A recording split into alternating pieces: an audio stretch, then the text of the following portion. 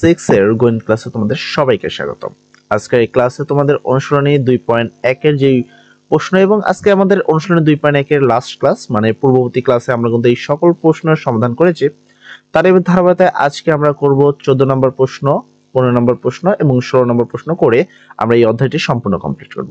যারা আমাদের পূর্ববর্তী ক্লাসগুলো দেখোনি তারা তোমরা এই ভিডিওর প্লেস থেকে সেই ক্লাসগুলো দেখে নিতে পারো। তো প্রথম প্রশ্ন, দুই বন্ধু বাড়ি হতে স্কুলে আসা যাওয়ার সময়ের অনুপাত। আসার সময় হলো 2 এবং যাওয়ার সময় হলো 3। প্রথম বন্ধুর বাড়ি হতে স্কুলের দূরত্ব 3 কিলোমিটার হলে দ্বিতীয় বন্ধুর বাড়ি হতে স্কুলে যাওয়ার দূরত্ব কত? দেখো, খুবই সিম্পল টপিক। এখানে সময়দের অনুপাত দেওয়া রয়েছে আর এখানে তার দূরত্ব। আমরা জাস্ট লিখবো যে জাস্ট অনুপাত বলতে প্রথম বন্ধু ডিভাইডেড সেকেন্ড বন্ধু, আমরা এই সেম ভাবে লিখবো। দেখো, আমরা সমাধানের শুরুতে কি লিখবো? স্কুলে যাওয়া আসার সময়ের অনুপাত হলো 2:3 এবং প্রথম বন্ধুর বাড়ি হতে স্কুলে যাওয়ার দূরত্ব হলো 5 কিলোমিটার। অতএব দ্বিতীয় বন্ধুর বাড়ি হতে স্কুলের দূরত্ব প্রথম বন্ধুর বাড়ি হতে স্কুলের দূরত্বের 3/2 অংশ গুণ। এটা কিভাবে হলো এই বিষয়টা তোমাকে আমি একটু ক্লিয়ার করতে চাই। এখানে এটা তো হঠাৎ করে লিখে দিয়েছে। দেখো, প্রথম বন্ধুর আসার সময়, ঠিক আছে, আসা যাওয়ার সময়, যে স্কুলে যাওয়ার সময়, তাহলে এখানে প্রথম জন রয়েছিল কথা আশা। যদি আমি আশার হিসাব করি, ধরো আশা, ঠিক আছে, জাস্ট আশা লিখলাম, ডিভাইডেড হলো যাওয়া লিখলাম, যাওয়া। হ্যাঁ, দেন হলো এটা কি আছে, এটা তোমার কি আছে 2/3। এই যে অনুপাতটা 2/3 অনুপাত, তাই না? এক্ষেত্রে তুমি যদি কাজ করতে চাও, তুমি কি বাই করতে চাও, তুমি হলো দ্বিতীয় বন্ধু, মানে দ্বিতীয় বলতে এইটা মানে 3টা। এবার 3টা যদি তুমি বাই করতে চাও সেক্ষেত্রে উল্টাতে হবে তোমাকে। তো সেটা যদি আমি উল্টাই, তো আমি কি লিখবো? যাওয়া বা দ্বিতীয় বন্ধুর অতিক্রম দূরত্ব ডিভাইডেড প্রথম বন্ধু ধরো, সাপোজ, ঠিক আছে, প্রথম বন্ধুর দূরত্ব।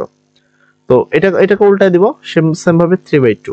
এবার দ্বিতীয় বন্ধুর দূরত্ব যদি বাই করতে চাই, তাহলে প্রথম বন্ধু এখানে কি থাকবে? ভাগ আকারে থাকবে এবং এইটা এখানে গুণ আকারে চলে আসবে। এই জন্য এখানে বলা হয়েছে যে 3/2 গুণ, ঠিক আছে। এইটা সহজভাবে এই জন্য এইভাবে লেখা রয়েছে। অতএব দ্বিতীয় বন্ধুর বাড়ি হতে স্কুলে যাওয়ার দূরত্ব হবে, আর টোটাল দূরত্ব ছিল 5 কিলোমিটার, মানে প্রথম বন্ধুর দূরত্ব ছিল হলো 5 কিলোমিটার, আর 3/2 হলো 3/2 কিলোমিটার। দেন এটাকে কাটাকাটি করলে তোমার 3×5 = 15, যে 15 নিচে আছে 2, তো এত কিলোমিটার। দেন এটাকে তুমি করলে এটা করতে পারো, অথবা তুমি এটা না করে এখান পর্যন্ত উত্তরটা রাখতে পারো, কোনো সমস্যা নেই, ঠিক আছে। ওই পর্যন্ত করতে হবে তার কোনো মানে নেই। অতএব দ্বিতীয় বন্ধুর বাড়ি হতে স্কুলে যাওয়ার দূরত্ব 7/2 কিলোমিটার। আশা করি এই প্রশ্ন সম্পূর্ণ বুঝতে পেরেছো, এবং বুঝতে পারলে অবশ্যই ভিডিওতে একটি লাইক এবং কমেন্ট সেকশনে থ্যাংক ইউ ভাই লিখে দেবা। আচ্ছা, তারপর 15 নম্বর প্রশ্ন, পায়েসে দুধ ও চিনির অনুপাত 7:2। ওই পায়েসে চিনির পরিমাণ 4 কেজি হলে দুধের পরিমাণ কত? দেখো, দুধ আর চিনি দুইটার অনুপাত কিন্তু এটা, যেখানে দুধে এখানে চিনির পরিমাণ মানে 2 ভাগের মান দেওয়া রয়েছে, 1 ভাগের মান তোমাকে বাই করতে হবে সেম ভাবে, মানে সেম টপিকে।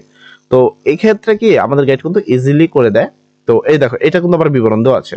তো সমাধানে দেখো দেওয়া আছে, পায়েসে চিনির পরিমাণ হলো 4 কেজি এবং দুধের পরিমাণ চিনির পরিমাণ, দুধের পরিমাণ হলো 7, ঠিক আছে, আর চিনির পরিমাণ হলো 2, তাহলে 7:2। এবার ইস্টু মানে ভাগ, তাহলে দুধের পরিমাণ এখানে রয়েছে ভাগ, দেন চিনির পরিমাণ, এই যে চিনির পরিমাণ এখানে 7, এই 7 ইস্টুর কারণে ভাগ, এখানে 2 রয়েছে, এই 2, ঠিক আছে। দেন তুমি কি বাই করতে চাও? তোমাকে প্রশ্ন করছে দুধের পরিমাণ নির্ণয় করতে। তাহলে দুধের পরিমাণ রয়েছে উপরে, তাহলে চিনির পরিমাণ এখানে বেশি রয়েছে, কারণ আমি ওইটা উপরেরটা বাই করবো, নিচেরটা তার বাই করবো না। তো এটা এখানে ভাগ রয়েছে, তাই এটা এখানে আসলে কি আকারে? গুণ আকারে।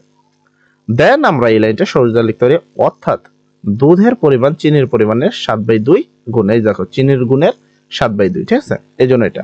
অতএব দুধের পরিমাণ টোটাল পরিমাণ ছিল 4 কেজি, বা এখানে যে চিনির পরিমাণ যেটা সেটা 4 কেজি, আর 7/2, এই যে 7/2। দেন এই 2 দ্বারা যদি 4 কাটা, তাহলে 2, আর 7 গুণে 14 কেজি, ঠিক আছে। তাহলে অতএব পায়েসে দুধের পরিমাণ হলো 14 কেজি। আশা করি সম্পূর্ণ প্রশ্নটি বুঝতে পেরেছো। তারপর 16 নম্বর প্রশ্ন, দুইটি কম্পিউটারের দামের অনুপাত 5:6। প্রথমটির দাম 25,000 টাকা হলে দ্বিতীয়টির দাম কত? তুমি সেম ওয়েতে এটা বাই করতে পারবা, তাই না? তো ফার্স্ট আগে এতটুকু অংশ করতে হবে, তারপর মূল্য বৃদ্ধির ফলে যদি প্রথম কম্পিউটারের দাম 5,000 টাকা বেড়ে যায়, তখন তাদের দামের অনুপাত কি হবে নির্ণয় করো। তো এই হলো দুইটা প্রশ্ন। ফার্স্ট প্রশ্ন হলো দ্বিতীয়টার দাম কত হবে, সেম ভাবে আমরা লিখবো। দেওয়া আছে প্রথম কম্পিউটারটির দাম হলো 25,000 টাকা, দুইটি কম্পিউটার দামের অনুপাত হলো 5:6। সুতরাং দ্বিতীয় কম্পিউটার দাম হবে, তো দ্বিতীয় কম্পিউটার দেখো কত, এটা হলো দুইটা কম্পিউটার, প্রথম কম্পিউটার এটা, দ্বিতীয়, তাহলে দ্বিতীয়টা উপরে উঠবে আর প্রথমটা কি নিচে নামবে, এত গুণ, ঠিক আছে। তো ওইভাবে করা হয়েছে, তুমি চাইলে সেভাবে করতে পারো। অতএব দ্বিতীয়টির দাম হবে প্রথম 6/5, এটা কি প্রথমটির দাম, ঠিক আছে। কেননা এটা হলে আর এত গুণ, প্রথমটির এত গুণ, তাই প্রথমটির এই যে গুণন, এই যে গুণ চিহ্ন, ঠিক আছে। তাহলে এখানে 6/5, 6/5 এন্ড প্রথমটির দাম হলো তোমার 25,000 টাকা, সেই অনুসারে দ্বিতীয়টির দাম হলো তোমার 30,000 টাকা। তাহলে দ্বিতীয় কম্পিউটারের দাম কত, 30,000। আবার মূল্যবৃদ্ধির ফলে প্রথমটির দাম বেড়ে যায়, তাহলে দেখো আগের থেকেই ছিল 25,000 আর 5,000 বেড়ে গেল, তাহলে দুইটা মিলে টোটাল 30,000 প্রথম কম্পিউটার দামই হলো। তখন কম্পিউটার দুটির দামের অনুপাত হয় 30,000 30,000, বা 30 দিয়ে যদি 30 কাটাকাটি করে তাহলে কিছু নেই, মানে 1:1। এটি একটি একক অনুপাত, ঠিক আছে, এটা একটি একক অনুপাত। প্রথম কম্পিউটারটির মূল্য বৃদ্ধির পর উভয় কম্পিউটার এর দামের অনুপাতটি একটি একক অনুপাত হয়। বিশেষ দ্রষ্টব্য, পাঠ্য বইয়ের উত্তর ভুল আছে। তার মানে পাঠ্য বইয়ে কিন্তু একটা নির্দিষ্ট উত্তর দেওয়া থাকে, যে উত্তরটা এখানে এরা কি বলছে, যে সেই উত্তরটা কিন্তু এখানে ভুল রয়েছে। তো এটা একটু সতর্ক থাকবা, যে অনেক ক্ষেত্রে আমাদের পাঠ্য বইয়ের কিছু কিছু অ্যান্সার শিট কিন্তু ভুল থাকে, আবার সবসময় যে গাইড সঠিক থাকে তা কিন্তু নয়। তো একটু খেয়াল করে তোমাদের করতে হবে। আর একটা কথা বলি, যে আমরা কিন্তু এটা 2.1 যতগুলো কাজ ছিল আমরা ইনশাল্লাহ সব করেছি, এন্ড এর পরবর্তীতে আমরা তোমাদের চাও যে কোন সাবজেক্টটা বা কোন অধ্যায়টা তোমরা করতে চাও সেই বিষয়ে কিন্তু আমাদের বলবা, সেক্ষেত্রে আমরা সেই বিষয়ে তোমাদের দিয়ে দেবো। তো একটা কথা হলো, দেখো আমাদের যদি তোমরা সরাসরি আমাদের চ্যানেলে যাও, আমি তোমার জাস্ট আমাদের চ্যানেলটা যদি একটু ভিউ করাই, যেখানে তোমাদের এই টপিকটা নিয়ে বা এইসব টপিক নিয়ে ইন টোটালি যতগুলো কথা বলার দরকার বা যতগুলো ভিডিও, তো তুমি যদি ইউটিউবে গিয়ে আমাদের সার্চ দাও বিএস রাসেল, তো আমাদের চ্যানেলটি পেয়ে যাবা খুব ইজিতে। এবং সেখানে গিয়ে তুমি দেখো এই যে প্লেলিস্ট একটা অপশন রয়েছে তোমাদের জন্য, এবং সেখান থেকে যদি তুমি একটু ভালো করে নিচে খেয়াল করো, দেখো তোমাদের প্রত্যেকটা ক্লাসের জন্য কিন্তু আমাদের প্রত্যেকটা ভিডিও আপলোড করা রয়েছে, যে অর্ধবার্ষিক পরীক্ষার জন্য কি কি এমসিকিউ পড়বা বা কি কি সৃজনশীল পড়া উচিত তোমাদের। দেন দেখো এখানে দেখো ক্লাস 8 ক্লাস 6 সবার জন্য কিন্তু, ঠিক আছে, সবার জন্য প্লেলিস্টে ভিডিও কিন্তু দেওয়া রয়েছে তোমাদের। যেমন এখানে হলো ক্লাস 6 এর যেই গ্রামার ক্লাসগুলো রয়েছে, তারপর ক্লাস 6 এর তোমাদের ম্যাথ ক্লাস, এই সবগুলো ক্লাস কিন্তু আমাদের এখানে অলরেডি আপলোড করা হয়েছে। এবং তোমাদের ভালোবাসা আমরা খুব অল্প সময়ের মধ্যে এতগুলো সাবস্ক্রাইবার অর্জন করতে পেরেছি, তো এই জন্য তোমাদের সবাইকে ধন্যবাদ। পাশাপাশি এখন পর্যন্ত যদি নতুন চ্যানেল হয়ে থাকে তাহলে অবশ্যই চ্যানেলটি সাবস্ক্রাইব করে আমাদের পাশে থাকবা।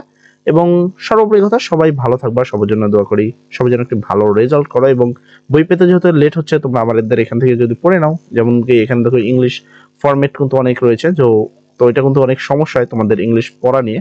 তো সেক্ষেত্রে তোমরা এখান থেকে কিন্তু ইংলিশগুলো পড়ে নিতে পারো। তো একটা একটা জিনিসের মাধ্যমে দেখো পুরো সিভি লিখতে পারবা, একটা মাধ্যমে অ্যাপ্লিকেশন লিখতে পারবা, সবকিছু কিন্তু তুমি খুব ইজি টপিকে লিখতে পারো। দেখ সবাই ভালো থাকো, সবার জন্য দোয়া করি। আসসালামু আলাইকুম।